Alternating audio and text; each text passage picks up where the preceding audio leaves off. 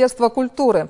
На этот раз они организуют концерт в летнем амфитеатре. В акции может принять участие каждый желающий. О том, как идет подготовка, в следующем материале. Детский церебральный паралич – это совокупность целого ряда заболеваний с хроническими непрогрессирующими симптомами двигательных нарушений. К сожалению, на сегодняшний день в республике очень много детей с ДЦП. Вот уже 4 года, как Танзила Аушева видит мучения своей дочери и старается хоть немного облегчить ее жизнь. Женщине приходится нелегко, но она не опускает руки. Ребенок мой родился недоношенным, он глубоко недоношенный, соответственно, болеет с рождения.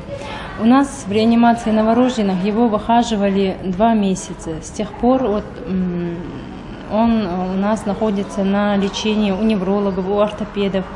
Постоянно каждые 3 месяца мы выезжаем, ездим на реабилитацию. ДЦП нельзя вылечить, однако применение активных реабилитационных мероприятий позволяет значительно уменьшить проявление болезни. Сама Фатима Аушева радуется даже простому купанию в бассейне.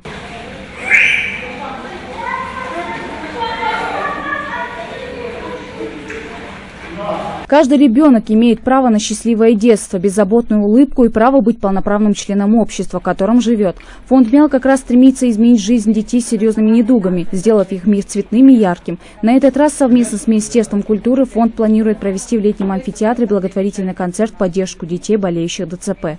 Данное мероприятие называется «Чужой беды не бывает».